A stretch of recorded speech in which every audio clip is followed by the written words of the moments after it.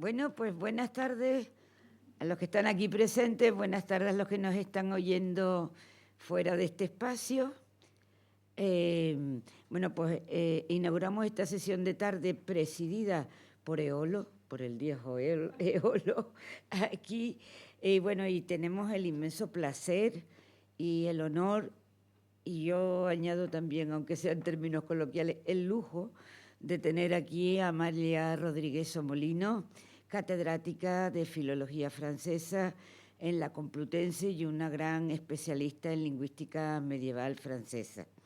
Y digo que es un lujo porque Amalia, que la vean así con cara de jovencita, tiene una larguísima trayectoria investigadora, investigadora principal de muchos proyectos, 5 más, no sé cuántos, 5, 6 o 7 proyectos, de los cuales ella ha sido toda investigadora principal, con grupos de investigación en dichos proyectos internacional, bueno, también nacionales, como Elena Llamas, que ha participado también en sus proyectos o en algunos de sus proyectos, pero sobre todo también con grupos franceses. Se dedica sobre todo a la pragmática medieval. Yo les voy a dar después, bueno, tienen aquí en la Complutense solo componer pragmática histórica del francés en el grupo.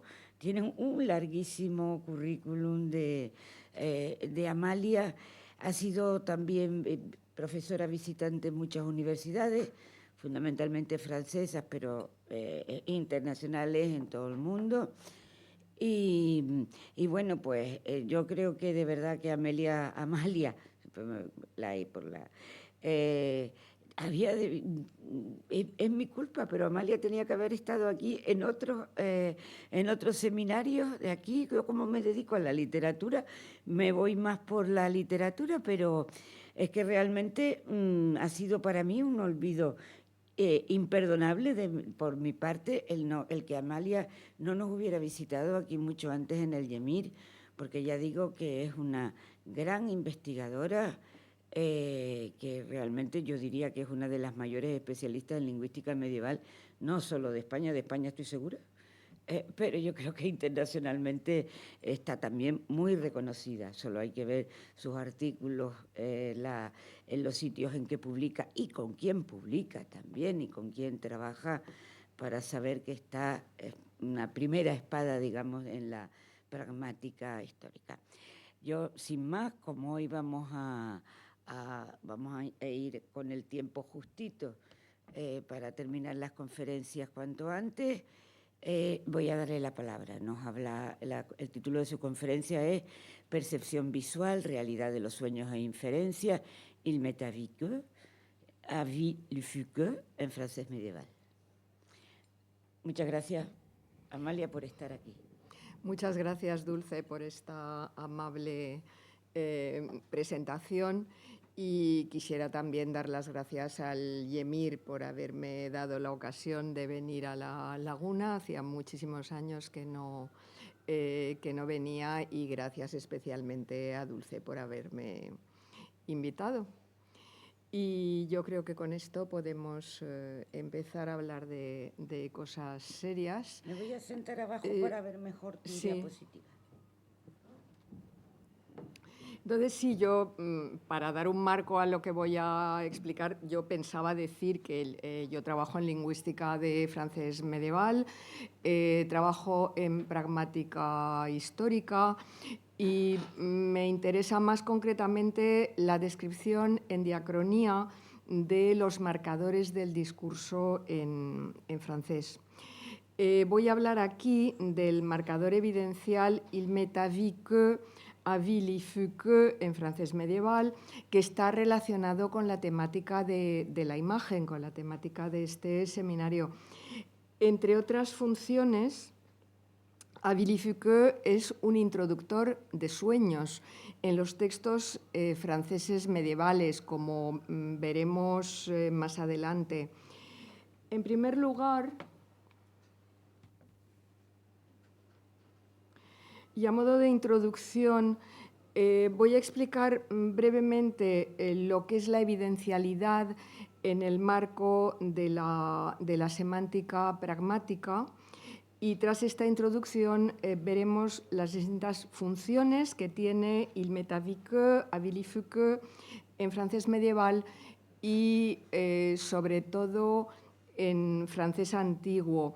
De hecho, la mayor parte, todos los textos que menciono son de francés antiguo, ¿verdad? Anteriores al 1330.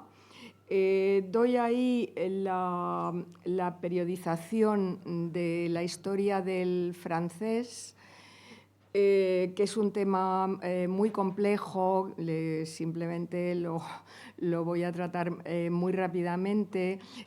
Ha sido objeto de debate durante mucho tiempo y ya parece que hace como 15 o 20 años todo el mundo se ha puesto de acuerdo en estas fechas que están ahí. Entonces, yo aquí voy a hablar de francés antiguo que empieza, como es sabido, en el 842 con los juramentos de Estrasburgo, que es un texto muy breve en romance en una crónica latina, y llega hasta el 1330. El francés antiguo tiene una duración de unos 5 siglos, lo que quiere decir que dentro del francés antiguo se distinguen por lo menos 2 estados de lengua. Es una lengua oral, que no está normalizada, que está muy dialectalizada y por todo ello es una lengua que evoluciona muy rápidamente. El francés antiguo es una lengua totalmente distinta desde un punto de vista lingüístico del francés moderno. Es otra lengua. Tiene una declinación bicasual que procede obviamente del latín. Tiene 2 casos que vienen de lo que era el nominativo y el acusativo. El sistema, la sintaxis, el orden de palabras, el empleo del sujeto es totalmente distinto. Posesivos, demostrativos no tienen nada que ver. El léxico es distinto del francés moderno en gran parte, hasta el punto de que si a un francófono se le da la chanson de Roland, pues realmente no la lee. No se lee, es una lengua que hay que estudiar. A partir del 1330, y bueno, las fechas son obviamente convencionales, porque no es que se pase de hablar francés antiguo a francés medio de un día para otro. Francés medio ya está más directamente relacionado con lo que es el francés moderno y es otro sistema lingüístico. Bien, el francés clásico, que se suele dar de fecha final, por dar una fecha, la de la Revolución Francesa, otros autores dan 1800 y luego ya siglo XIX se considera francés moderno. Bueno, una vez dicho esto, me voy a centrar, hemos dicho, primero vamos a ver las distintas funciones de il métavique, habilifique en francés antiguo, básicamente, y luego me centraré en la función de habilifique como introductor de sueños. Veremos también las características de los sueños medievales. Cuando hablo de sueños medievales, me refiero a los sueños en los textos literarios franceses medievales. Mi corpus procede de la Base de Français Médiéval, la BFM, y del sitio web rêve.ca, que presenta una recopilación de sueños en textos franceses de distintas épocas, y la he utilizado para algún sueño. No. Bien, la evidencialidad es un término que viene del inglés evidence, es un anglicismo. Evidence en inglés es una prueba en un juicio, por ejemplo. La evidencialidad estudia cómo un enunciado indica la fuente de la información, es decir, cómo sabe el locutor lo que dice. Entonces doy estos 4 ejemplos. Cada uno de estos enunciados transmite un mismo contenido, la presencia de Juan en la facultad.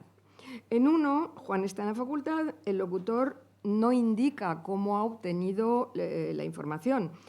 Es decir, que el enunciado no está marcado desde un punto de vista evidencial. En 2, el locutor ha obtenido la información por inferencia, es decir, es una conclusión a la que ha llegado a partir de indicios. Juan debe de estar en la facultad porque he visto su coche en el parking, he visto su coche en el parking, eso es un indicio que me permite concluir que Juan debe de estar en la facultad, inferencia. 3, se trata de una información referida, es algo que me han dicho. Y en 4, la fuente de la información es una percepción visual directa. Hay 3 grandes tipos de fuentes de la información. Primero, percepción directa, que muy generalmente es visual, pero puede ser auditiva, olfativa, táctil. 2, inferencia, en lo cual se distingue de manera no muy hábil inferencia basada en indicios visibles y luego assumption, porque la mayor parte de la literatura sobre evidencialidad está publicada en inglés.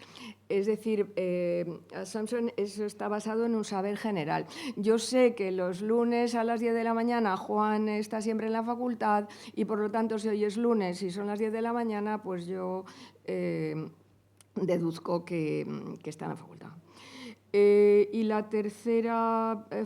el tercer tipo de fuente es la información referida. Pueden ser rumores o una información obtenida de alguien, algo que me han dicho. Considerada desde un punto de vista amplio, la evidencialidad incluye la modalidad, es decir, que concierne no solo la fuente de la información, sino también la fiabilidad de la información. No solo cómo sé lo que digo, sino además si estoy más o menos segura de lo que digo. El marcador la locución verbal, être avis, se clasifica habitualmente con los verbos de opinión. Puede introducir una oración subordinada completiva en il y fut avis que P y funciona también como un parentético, se m'est avis, si me fut avis. Los 2 empleos tienen un mismo valor semántico. Como veremos, il m'est avis que puede significar veo, por lo que veo, me parece, me da la impresión, estoy convencido, etc. El valor semántico varía en función del contexto. La construcción il m'est avis que es sintácticamente libre. El sujeto puede ser il, que es un il impersonal, o se. El verbo se conjuga y puede estar en distintos tiempos del indicativo, puede estar también en presente o en imperfecto de subjuntivo. Vamos a ver a continuación los valores evidenciales de il m'est avis que, il y fut avis que, relacionados con la fuente de la información, cómo sabe el locutor lo que dice, y a su vez los valores modales relacionados con la fiabilidad de la información y el grado de certeza del locutor. Y finalmente hablaré del sueño medieval. Etimológicamente, se m'est avis está relacionado con la percepción visual. El sustantivo avis viene del latín visum, que en su origen es el participio masculino del verbo videre, es decir, ver. Se m'est avis es el latín mi visum est. Se m'est avis se combina a menudo con verbos de percepción, como voir, como ver, mirar, verbos de percepción que son marcadores evidenciales de percepción visual. Entonces, voy a leer la traducción. Dios, ¿qué sucede? Veo a Megosís. Es él. C'est mon. Desde luego que es él. Por lo que veo. Se m'est avis. C'est mon. Este semón marca el refuerzo de la aserción. Es una confirmación fuertemente asertada. ¿Es él? Sí que es él, desde luego que es él. Ese mon no es ningún posesivo, es el adverbio latino munde. Es decir, que, como he dicho, es una confirmación fuertemente acertada. Y aquí el grado de certeza del locutor es muy alto por el hecho de que ce m'est avis aparece junto con c'est mon.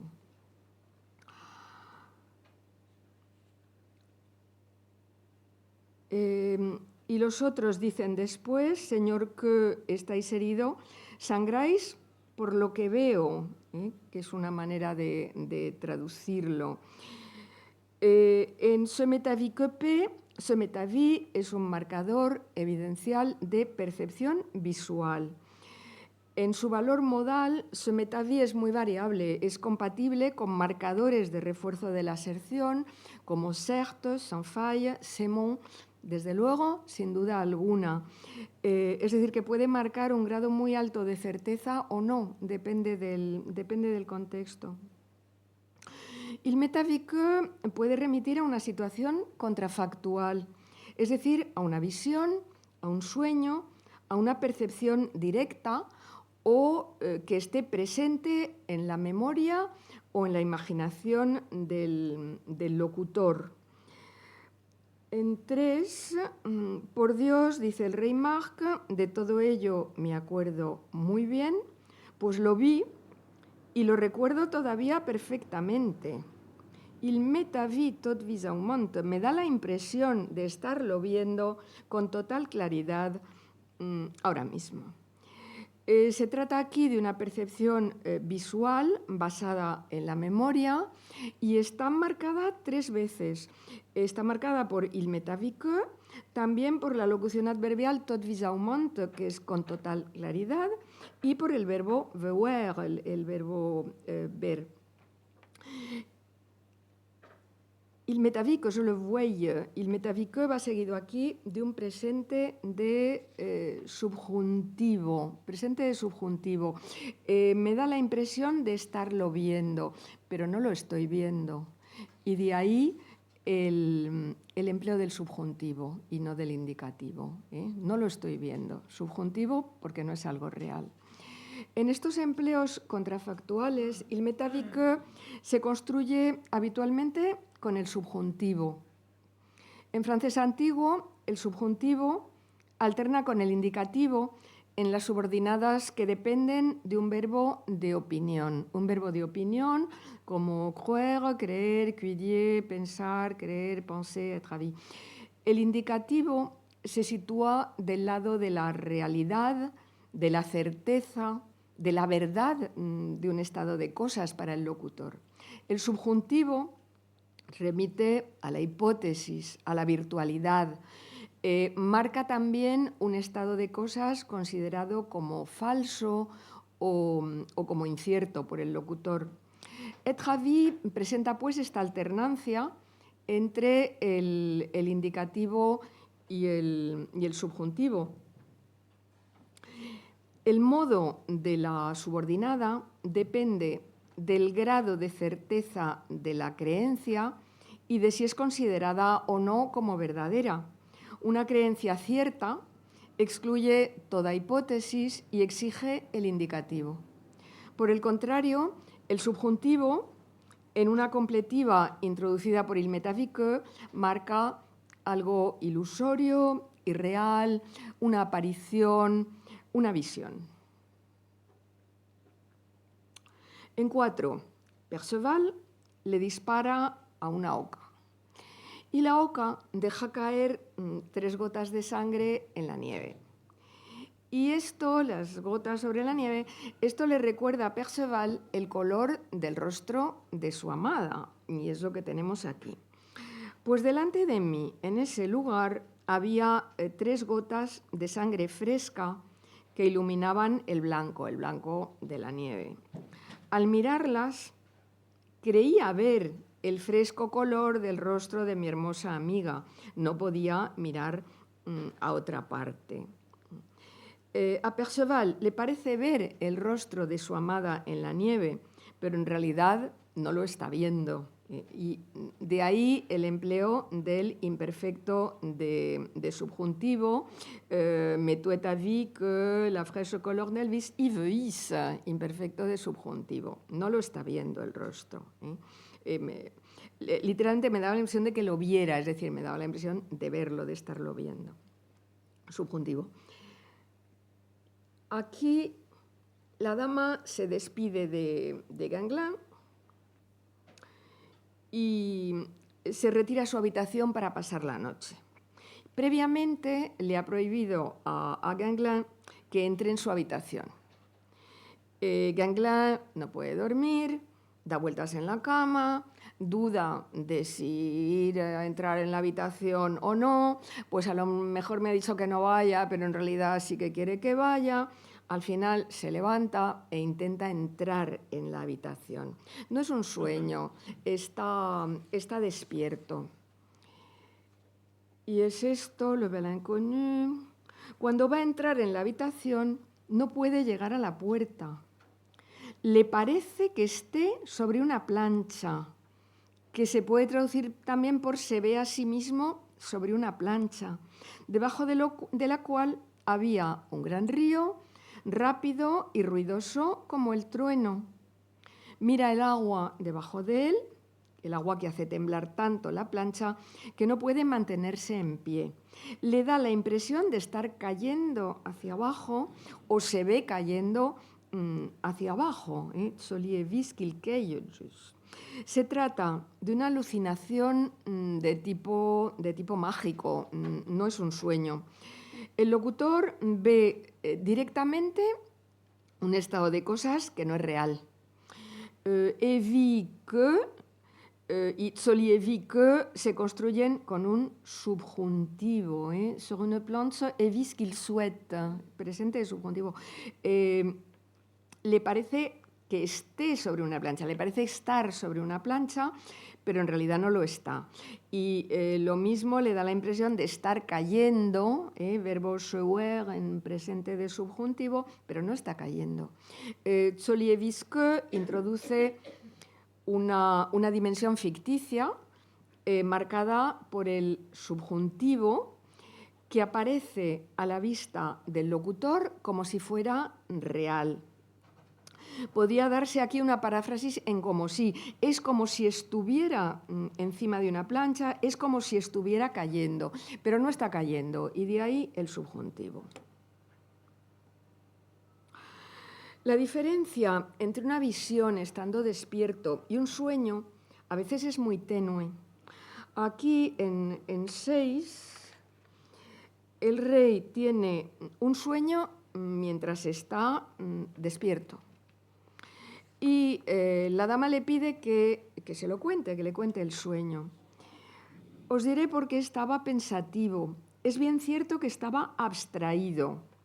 Soñaba y me veía cazando el ciervo más grande que hubiera visto nunca. Estaba a punto de alcanzarlo, pues los perros lo seguían de tan cerca que creía ver que lo tenían. Y si hubiera estado durmiendo o soñando, no lo hubiera creído más firmemente. Se trata de una visión muy parecida a un sueño. El rey se declara totalmente convencido de la verdad de la visión. Es como si hubiera sido un sueño, que para él es algo real. En la Edad Media, los sueños se consideran como una fuente de información verdadera y fiable. Los sueños son reales. Y esto se ve aquí muy bien en los dos últimos versos. Si hubiera estado durmiendo o soñando, no lo hubiera creído más firmemente. Es decir, si hubiera estado durmiendo o soñando, lo hubiera creído totalmente. La realidad de la visión está marcada también por el empleo del indicativo. Si m'erta vi que je chassouille, soñaba que cazaba, un perfecto de indicativo. Se m'eta vi qu'ils le tenueien, creía ver que lo tenían. Lo que se ve en sueños es del orden del conocimiento, del saber. Cuando se trata de un sueño, être à vie va seguido generalmente por un tiempo del indicativo y no ya por un subjuntivo. Aquí una mujer le ruega a Dios que le envíe un hijo. Que le envíe un hijo porque lleva ya 2 años de matrimonio sin haber tenido descendencia. Dios la oye y le envía un ángel en sueños. Y el ángel le da una serie de instrucciones. Pues una noche la dama soñó, mientras dormía, que venía un ángel y le dijo, despierta, etc. El sueño está introducido aquí por «à la dame fut avis que».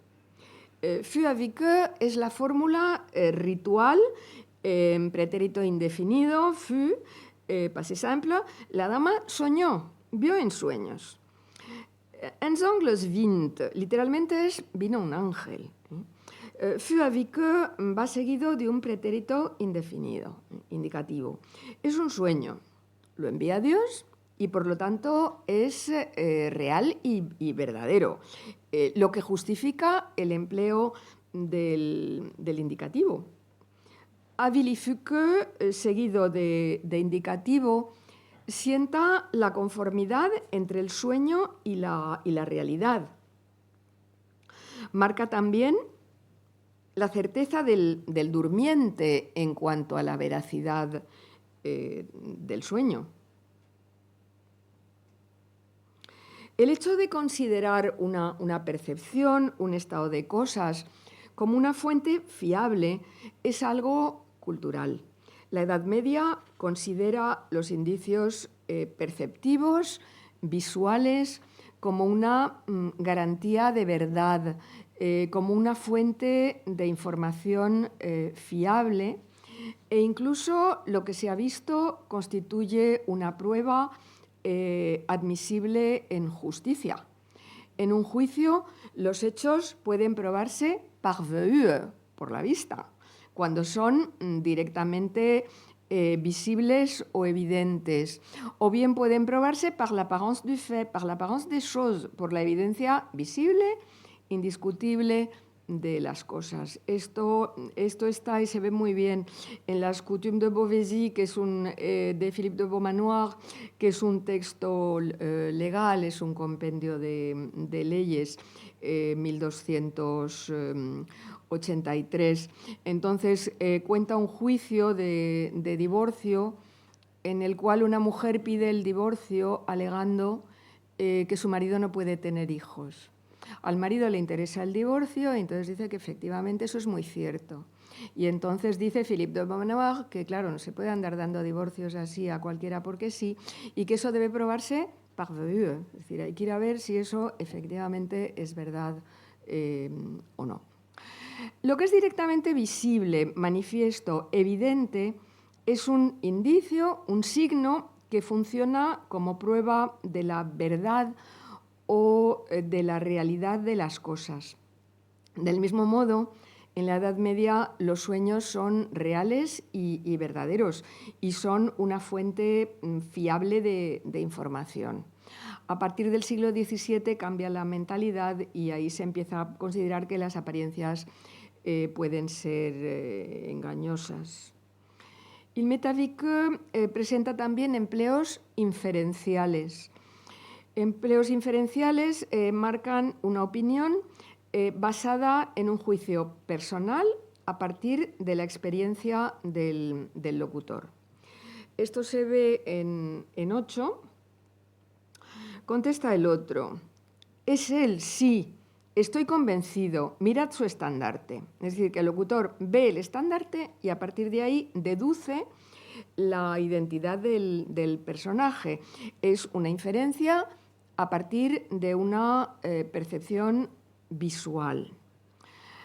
Hasta ahora he hablado de percepción visual, pero el locutor puede recurrir a operaciones de otro tipo para crear la información.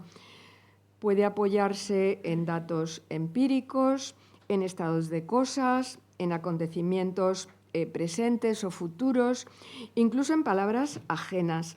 Todo ello son indicios a partir de los cuales concluye y en los que se basa su juicio personal.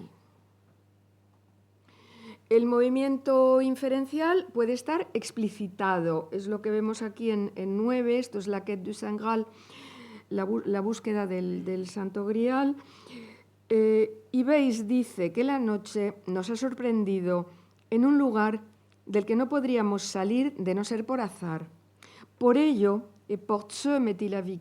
por ello pienso que más nos valdría volver al camino, pues si nos empezamos a desviar, no creo que volvamos al camino en un largo rato. De ahí deduzco que, y la inferencia está explicitada. Remite a una opinión del locutor. Indica que la información ha sido creada por el locutor por inferencia. Il métavique marca un juicio personal basado en la experiencia directa del locutor. El movimiento inferencial puede no estar explicitado, de hecho generalmente no lo está. Este 10 es el Roman de Thèbes. El rey Adrasto vuelve derrotado de la expedición contra Tebas y aquí explica el desastre. Polinices fue uno de los condes. Por amor a él he padecido gran deshonra y he perdido a muchos de mis amigos que los de Tebas han matado. Y de todos ellos, pienso, solo han quedado 3 vivos. Yo soy uno de ellos, ay, desgraciado. La evaluación toma a veces la forma de comparativos o de superlativos hiperbólicos, que son característicos del francés antiguo. Aquí en 11, es Guillaume de Dole, el rey pide noticias de una dama a su mensajero. ¿Cómo? Dice, ¿es realmente tan hermosa? Sí que lo es, responde. No cabe duda, ce n'est pas doute, no cabe duda. Y no de una sola cosa, sino de todo, de brazos, de cuerpo, de cabeza, de rostro. La hermosa Leonor sobrepasa en belleza a todas las demás. Lo creo firmemente, ce m'est avis, del mismo modo que el oro sobrepasa a todos los otros metales del mundo. Ce m'est avis marca aquí la certeza total del locutor, del mismo modo que ce n'est pas doute, no hay duda alguna. Y podría traducirse estoy convencido, puedo asegurarlo. Aquí ce m'est avis recae sobre un juicio de valor, sobre una evaluación. Ce m'est avis puede corresponder a una suposición, a una conjetura. Este es un pasaje muy conocido del Tristan de Bérulle. Tristán e Isolda han sido descubiertos por el rey Marc en el bosque del Maurois y habían tenido la precaución de poner la espada de Tristán entre ellos. Les habían avisado, habían dejado la espada entre ellos. El rey Marc coge la espada de Tristán y deja la suya en su lugar. Il lui répond, Tristán contesta, a Isolda, señora, es cierto, debemos irnos del bosque del Maurois, pues el rey Marc tiene buenas razones de querer perjudicarnos.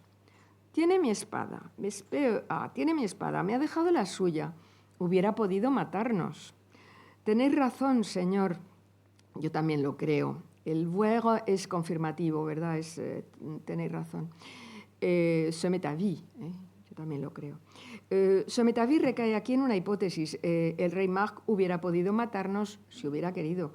Isolda concluye a partir de indicios que proceden de su experiencia personal. Empleó inferencial una vez más. Para resumir, il m'est avis que P y il fut avis que P son modalidades epistémicas y pertenecen a los verbos de opinión. Están relacionadas por una parte con la creencia, creo, pienso, por otra parte con el saber, sé, me doy cuenta, veo, estoy seguro, y esto explica su polisemia. Estas expresiones tienen un valor semántico que no es estable y pueden interpretarse según el contexto como por lo que veo, me parece que, creo que, tengo buenas razones de pensar que, sé que, estoy convencido de que, etc.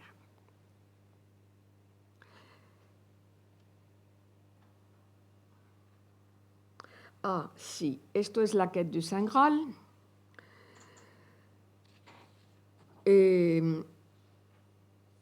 La búsqueda del Santo Grial, esto es novela en prosa, hacia 1220. Aquí Gauvin y Estor cabalgan juntos, entran en un bosque, no ven a nadie en el bosque, al final encuentran una pequeña capilla y duermen duermen en la capilla. Y esa noche en la capilla cada uno de ellos tiene un sueño. Cuando se hubieron dormido, si avint a chacun una vision merveilleuse. Avint, que es un verbo avenir, impersonal, que normalmente significa les sucedió un sueño, les sucedió, les llegó. Cuando se hubieron dormido, le llegó a cada uno una visión maravillosa que no debe olvidarse. Al contrario, hay que recordarla en el cuento, pues tiene un gran significado. La grande signifiance, la signifiance es muy importante. Tiene un gran significado lo que Monsieur Gauvin vio mientras dormía. Vio que estaba en un prado lleno de hierba verde y había muchas flores. En este prado había un comedero, un râtelier, donde comían 101 toros. Los toros eran orgullosos y todos eran moteados, es decir, tenían manchas, salvo 3. Uno de estos 3 tenía alguna mancha, pocas, y los otros 2 eran muy blancos, en realidad lo más blancos y lo más hermosos que podían ser, literalmente. Bueno, el sueño sigue, es muy largo. Los toros moteados se hartan de estar en el prado, se escapan del prado, se van por ahí, les va muy mal, vuelven todos hechos una pena, etc. Gauvin y Estor buscan un ermitaño, un hombre santo, que les explique la signifiance, que les explique el significado trascendente de sus sueños respectivos. El ermitaño explica que el comedero, el râtelier, es la mesa redonda, es una novela artúrica. El comedero es la mesa redonda. Los toros moteados son los caballeros de la corte del rey Arturo, que están moteados porque han caído en la lujuria y en el orgullo. Los 2 toros blancos son Galahad y Lancelot, que son puros. Y el toro que tiene alguna mancha, pero no muchas, es Borch, que había pecado, pero que se ha enmendado, etc. Es un sueño de simbolismo animal, que esto es muy frecuente. La quête du Saint Graal tiene 9 sueños en total, 9 sueños, todos ellos introducidos por Avily Fouquet. Aquí se veía, si avint a chacun una vision, s'il y fut avis qu'il est imperfecto de indicativo, s'il y fut avis que. Entonces, los 9 sueños están introducidos por Avily Fouquet, s'il y fut avis que. Christiane Marquelonisia es la gran especialista de la lingüística francesa medieval y tiene este artículo muy interesante del año 85 sobre la retórica de los sueños. Y Marquelonisia señala que desde principios del siglo XIII y hasta el siglo XVI al menos, todos los sueños son introducidos por esta fórmula ritual, Avily Fouquet. Esta misma fórmula era ya muy frecuente en los cantares de gesta, aunque aquí alterna, que son anteriores, ¿verdad?, siglo XI-XII, aquí alterna con otras formulaciones. Avis y Foucault es un marcador evidencial de sueños. Hoy en día, a partir de Freud, los sueños son imágenes que resultan de la actividad psíquica del durmiente y abren una ventana al inconsciente. En la cultura de la cristiandad medieval, la fuente del sueño es exterior al que duerme. Lo señalé antes en 13. Si vint à chacun una vision merveilleuse, le llegó, le sucedió, verbo avenir, le llegó a cada uno una visión sobrenatural, que es lo que realmente quiere decir merveilleuse. El durmiente tiene un papel pasivo. Simplemente es el receptor de imágenes sobrenaturales que le llegan de fuera. El durmiente es el lugar donde tiene lugar el sueño. El sueño va más allá de la percepción sensible del mundo real y da acceso sin mediación alguna a las realidades invisibles del cielo. Mediante el sueño, el durmiente entra en relación con los poderes del más allá. Los poderes del más allá, que según la tradición cristiana pueden ser positivos o negativos.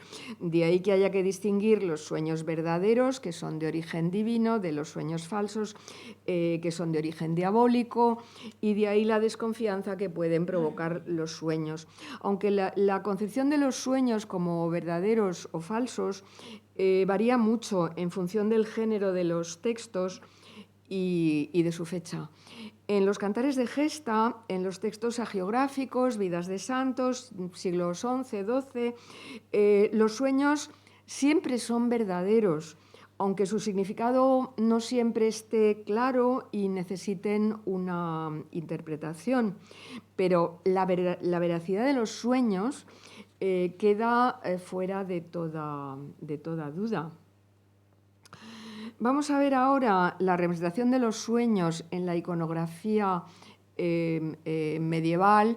Yo no soy en absoluto experta de iconografía, con lo cual es un atrevimiento por mi parte, pero bueno, la imagen del sueño consiste en la yuxtaposición del durmiente y el objeto del sueño.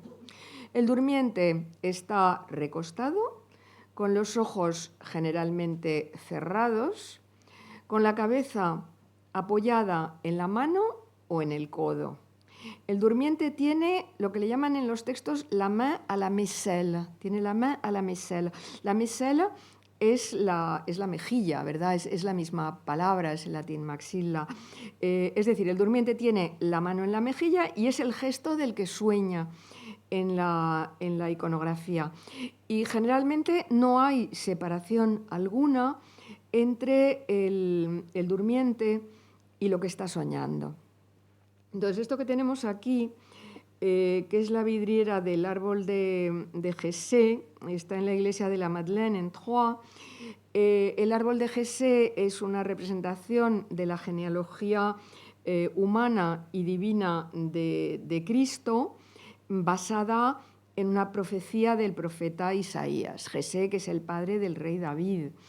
El árbol de Jessé es un motivo frecuente, sobre todo entre los siglos XII y XV. La imagen representa a Jessé dormido, está aquí abajo, con la mano en la mejilla. Y parece contemplar en sueños la raíz o el tronco que sale de su propio cuerpo y que sube hasta la cima. Y en la cima, arriba del todo, aparecen la Virgen y el niño. Y aquí se ve muy bien que no hay separación alguna entre la imagen del sueño, lo que Jessé ve en el sueño, y la imagen del propio durmiente. No hay frontera entre la realidad y el sueño. O dicho de otro modo, el sueño es una realidad y de ahí su importancia en el universo mental de los hombres de la Edad Media.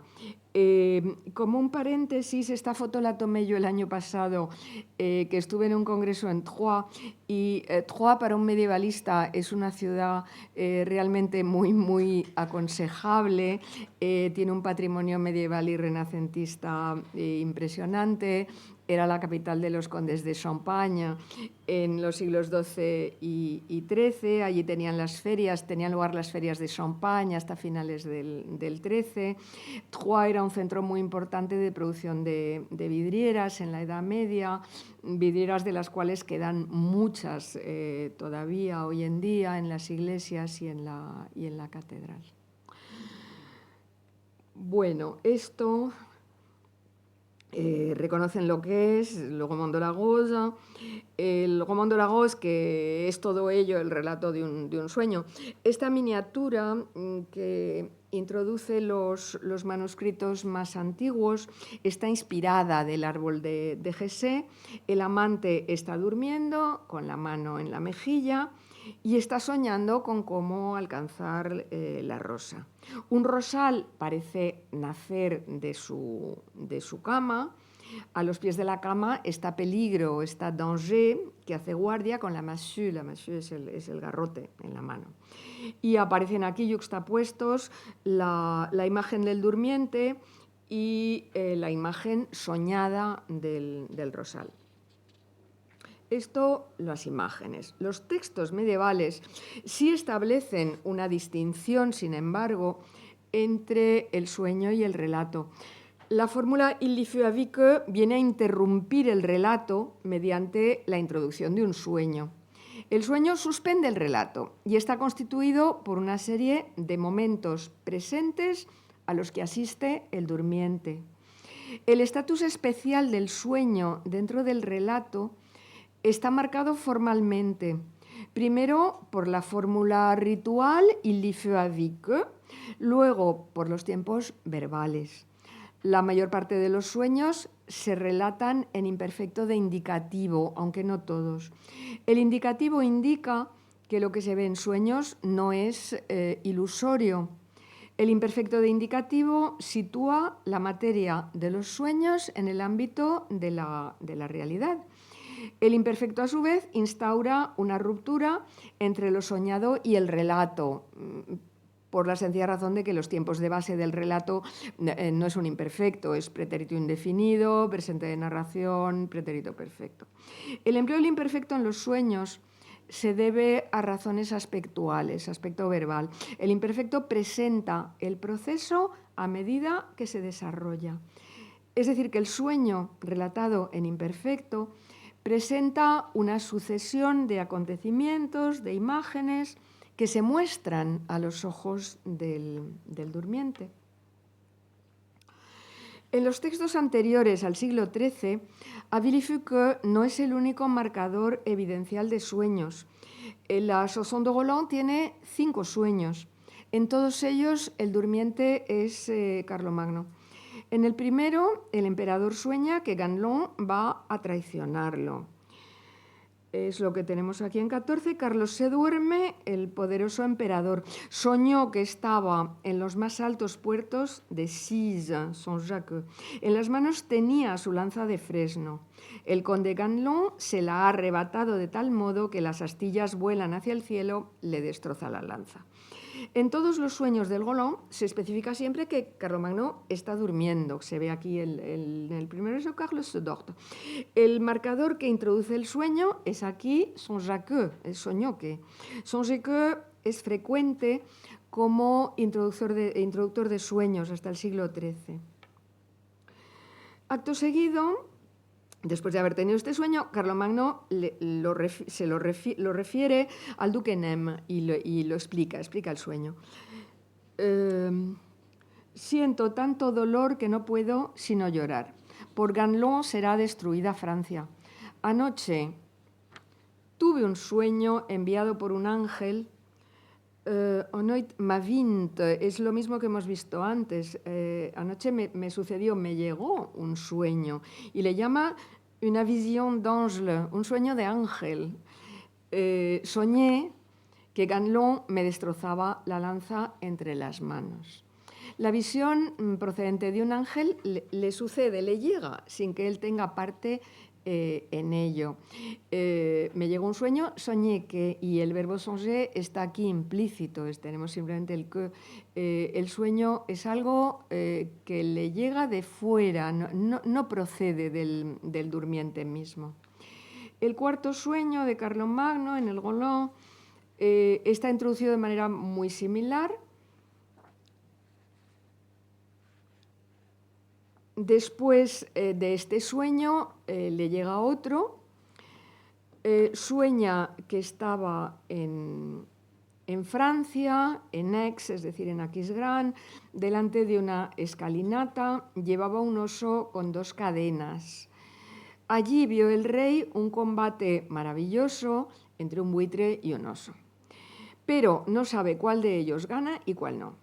He aquí lo que el ángel de Dios ha mostrado al varón. Simbolismo animal, una vez más. Carlomagno presencia un combate entre un buitre y un oso. El sueño es presentado como una serie de escenas o de imágenes que el ángel muestra a Carlomagno. Y esto se ve en el último verso, L'Angles Deu. Esto es lo que el ángel de Dios ha mostrado al varón. En todos los casos, el sueño es algo exterior al durmiente, algo que se le aparece, que le llega, sin que él intervenga como agente. En los textos literarios franceses medievales, el sueño es exterior al durmiente, lo hemos visto, tiene un origen sobrenatural y un significado trascendente. Se trata de secuencias marcadas por il y fut avec eux, por el modo indicativo y muy generalmente por el imperfecto. El empleo del indicativo indica que los sucesos del sueño corresponden a la realidad. No son una pura ficción o una imaginación del que sueña. Eichenwalde es la gran especialista de la evidencialidad, tiene este libro de 2004, luego tiene otro de 2018. En este libro ha analizado unas 500 lenguas desde el punto de vista de la evidencialidad. La evidencialidad se empezó a estudiar a principios del siglo XX, cuando se dieron cuenta de que algunas lenguas amerindias tenían unos sufijos que al principio no sabían muy bien para qué valían y pensaban que eran de adorno. Esos sufijos tenían un valor evidencial, es decir, se da un enunciado, luego se le pone un sufijo y eso quiere decir, pues esto lo sé porque me lo han dicho. Otro sufijo, pues esto lo sé porque es una conclusión a la que yo he llegado. Otro sufijo, esto lo sé porque lo he soñado. Entonces, algunas lenguas amerindias o no amerindias marcan la evidencialidad de modo gramatical. Las lenguas indoeuropeas marcan la evidencialidad sobre todo de modo léxico, mediante marcadores, según me han dicho, al parecer, por lo visto. Entonces, volviendo a Eichenwalde, señala que muchas lenguas marcan el sueño como fuente de la información. Es el caso del Kwakiutl, que es una lengua de la Columbia Británica, que tiene un sufijo evidencial visto en un sueño. Esto lo sé porque lo he visto en un sueño. Del mismo modo, hay que considerar il y fut avec eux como un marcador evidencial de sueños dentro de la percepción visual directa. En francés medieval, los sueños están introducidos por la fórmula ritual il y fut avec eux, que presenta el sueño como una fuente de información fiable, real y verdadera. Los textos franceses medievales tratan el sueño como una realidad directamente observada. Y nada más, muchas gracias.